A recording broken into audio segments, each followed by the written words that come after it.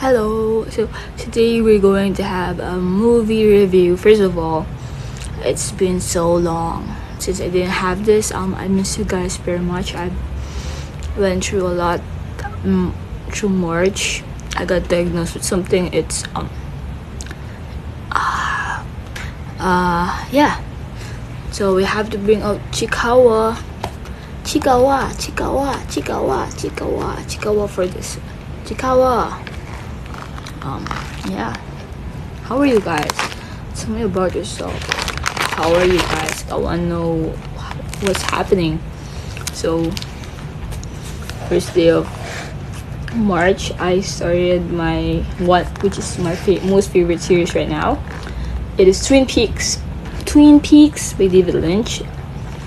And I forgot the other author, the creator's name, the other one. I forgot that. Twin Peaks, I started this in March 1. First day of March, I started Twin Peaks. And it's now my most favorite series ever. And I love Agent Cooper. I think he's the man of my dreams. Agent Cooper. Kyle MacLachlan. I can't say his fucking last name, okay? Kyle MacLachlan. Also, I'm gonna try to just say what I watch and how many stars rated, short commentary. I'm not gonna make it long. I'm gonna try to make it short as possible, like 10 to 15 minutes only, because I'm pretty sure you guys don't watch my movie reviews fully. Like, it's 1 hour. It's too long for you guys, which is totally understandable. I don't blame you at all. March 2, I went to the mall, to the cinemas, to watch A Complete Unknown by my baby Timothy. And after 3 days, he lost his Oscars. But he deserved it. I rate this 3 stars. I think Timothy as an actor is amazing. He became Bob Dylan.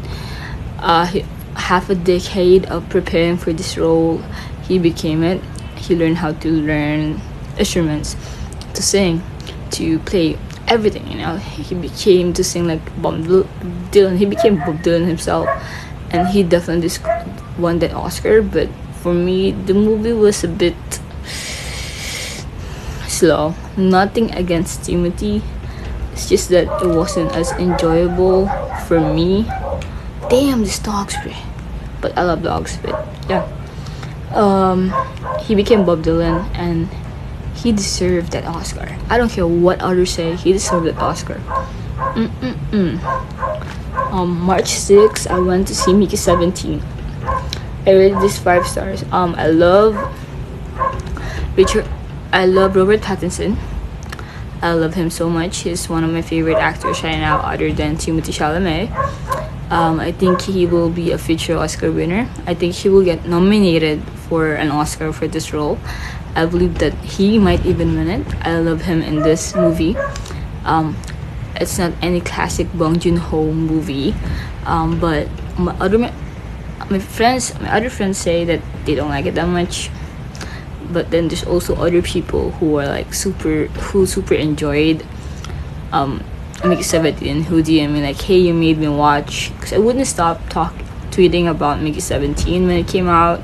My name was literally K IRI 17, like, for fun to support the movie.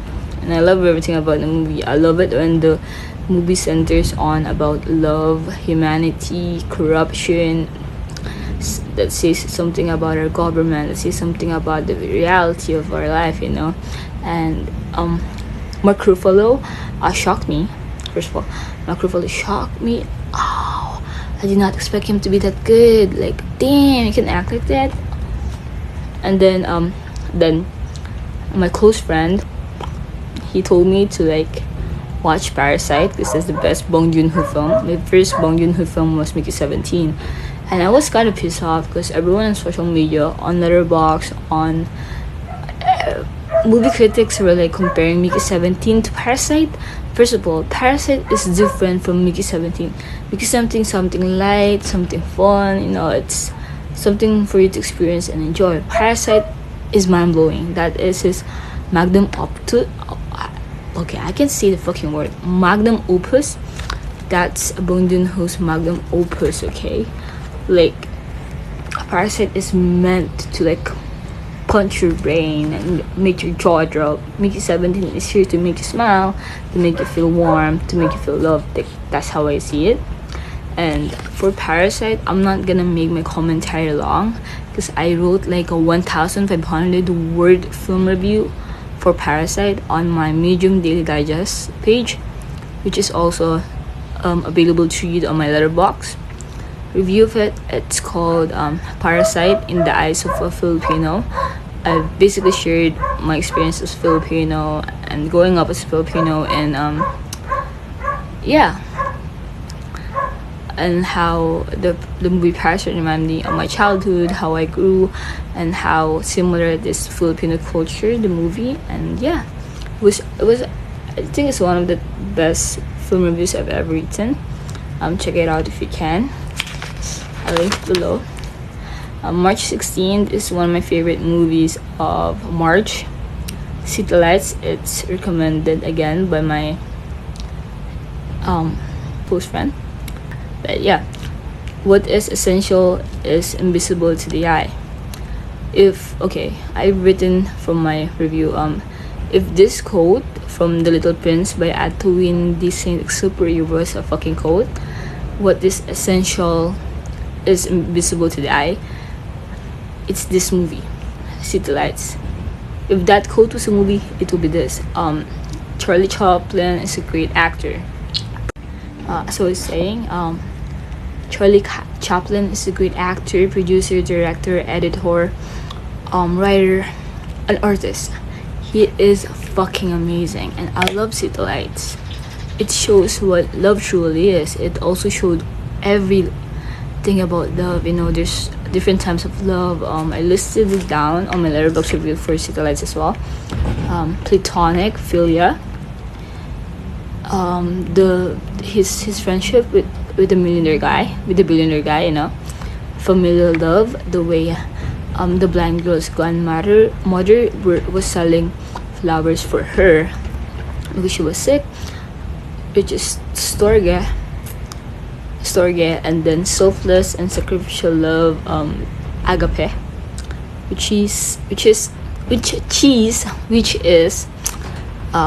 basically Charlie Chaplin. The Little Trump is the name of Charlie Chaplin's character, which we can see with the Little Trump's actions. It's amazing. This is what true love looks like. This movie, City Lights. Yeah, I want to be loved like that. You know, it made me also cry. It was a great film. If I could give it 100 stars, I would. March 18, I watched Uncut Gems. Another recommendation from my close friend. Wait, I didn't say 5 stars. It's 4 stars and a half.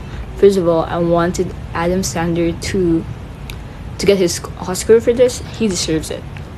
Definitely, he deserves an Oscar for this part. I was anxious. I was scared of what's gonna happen next, and I love NBA.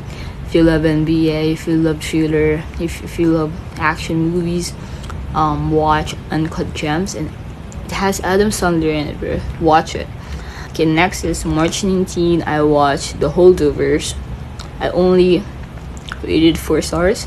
It reminded me of Deadpool Society, and it amazes me that they made a movie that had in recent years, but it also felt like it was made in 1980 or 1970s.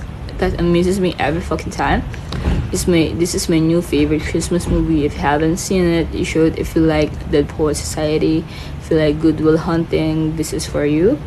And I especially love the quote, "You are the human embodiment of penis cancer." That was so fucking funny. I wrote it down. You are the human embodiment of penis cancer. I can't say words sometimes. I love the colors, the cinematography. Such a 10 out of 10 film. The only thing that I didn't like about The Holdovers is that the camera won't focus. Focus on me. Focus on me. Yeah. Okay, finally. As I was saying, the only thing I didn't like about The Holdovers is that when all the kids had to go to like the skiing trip, I think the movie could have been better if other kids were involved in the story. Like, it's not only one, but I also can see that it's a story about those three main characters. So yeah, so that's why they had to do that, which is understandable. But I would have enjoyed it more personally. It's a personal opinion. I'm not always right. If the other kids were more involved about it, because I love seeing the boys interact, from all different ages. Okay, the March 19, I have to rank this as my number one film from March. Tampopo. If you haven't seen Tampopo, you should. I'm going to make a different video for this one. Tampopo is awesome. Tampopo is fucking awesome, man. It's gotta be one of my favorite films of all time now. I love Juzo Itami. He is amazing. And I wrote a long one about it, 2 pages, about how much I love. Wait, wrong side. First page and the second page. I'm not gonna read all of them. I feel like you guys don't have time, but this is my 100 movie in Letterboxd. You can read my review on Letterboxd about it. So I'll read a few lines. Who knew that sex and love can all be discussed with a bowl of ramen? Tampopo is an amazing movie. It's about food, and usually we share food on dates. We share food everywhere, every single day, with our family, with our loved ones, with who we want to share it, with ourselves, with our pets, with whoever we love it, right? And it's about that. Juzu Itami gives that great fucking movie. I love the beginning of the movie. When I first watched the beginning of the movie, I fell in love with it, and I love it. And my heart was so full when I finished the movie, and I was so satisfied. I was so happy to watch this. I'm just so glad, and I can't wait to rewatch this again with someone I love, and we will share a bowl of ramen. Like, that's my dream date right now. That sounds awesome, right? So Tampopo is 5 stars. I had to change. The lighting is so bad now. It's because it's sunset. So March 19, Tampopo, 5 stars. If I could give it 1 million stars, I would. March 19, I watched LA Confidential. It's one of my favorite action movies I watch during the time, and one of why it's my favorite is because of Rollo Tomasi. And during the time, it was timely because the trial of Duterte was happening in The Hague, Netherlands, and police corruption, abuse, it's everything. Okay, so the other 2 days, I was filming a movie review for March, but I lost half of the file. I'm fucking serious. So I have to do half of it, and just a wig. I love to wear wigs instead of dyeing my hair. Okay, the doctor told me to stop dyeing my hair. So let's open it and continue our yapping for March. I believe the footage stopped at Tampopo, and I don't remember what I said, but I just love how Juzu Itami discussed various concepts about human life, relationships, life and death, birth, funerals, everything. Everything that makes us human is discussed in Tampopo through food and great cinematography. It's a great movie. Please watch Tampopo if you haven't, and that's all I have to tell you. And also, if you want to watch Tampopo, make sure that you have eaten, or you have a bowl of ramen, or eating sushi or takoyaki, like any Japanese cuisine. I recommend that, or just chips. just eat anything. Actually, just eat anything, because my mouth watered. I didn't eat anything when I watched it, but at the end, I wasn't hungry. I was so full. I was so fulfilled because the movie is so good. Okay, it did not make me hungry. I should watch more Juicy Tummy movies, and I'm excited to watch more. I love being a cinephile. I love having something to look forward to and being a cinephile. So, moving along. March 19th, I watched LA Confidential. Wait, I think the clip ended with LA Confidential and me discussing about how timely it was for me to watch it, because during the time our former president Rodrigo Duterte is being on trial in the Netherlands for police brutality, extrajudicial killings, and etc. So basically, he ordered the police to kill drug addicts. Like he gave him permission to kill people on the streets without any trial on court or any proof that they are drug addicts, and a lot of innocent died. Hundreds died, maybe I think thousands. Innocent people who weren't even involved in the drug wars or using drugs were killed, and the police tend to put drugs into innocent people's pockets so they wouldn't get blamed for it or get in trouble for it. And Duterte is the one who has to be responsible for what he has done, and I hope all the victims get the justice they deserve. Yeah. And I've been actually back in high school when I was 15. I've already written a poem, and I presented this in front of my Filipino class. I'm not that good at Filipino, but I wrote a poem about Kian, one of the EJK or extrajudicial killings victim. He was an honor student, a top honor student, and he was on his way home, and he was running. He was only 18, and he was gonna enter college, and he got shot on the road, and he's a working student, and he just got killed like that. And his family and friends were like, he does not do drugs at all. He has nothing on him. They know him. And the poem, I wish I still have it, but during the time, it was only starting. Kian was the first one. The first victim that made boom, that it opened my eyes, oh, what he's doing is bad. And my poem talk about how the Kian was going home, and then how fleeting life is. Just one action from another person can end your life, and that's what happened. Anyway, watch LA Confidential. I love the what do you call this, Rolo Tomasi.